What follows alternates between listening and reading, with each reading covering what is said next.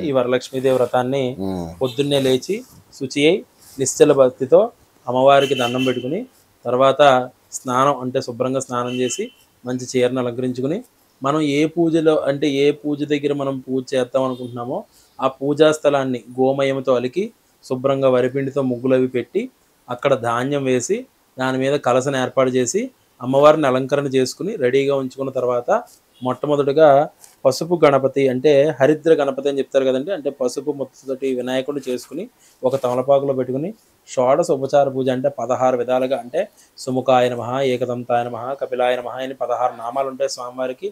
ఆ 16 నామాలతో మనం సంకల్పము అంటే మంచి, కల్పము అంటే జరగబోయేదని అర్థం. మన మంచి జరగడం కోసం స్వామివారికి విన్నవించుకునే మాటలు ఉంటాయి. ఏవేంటండి?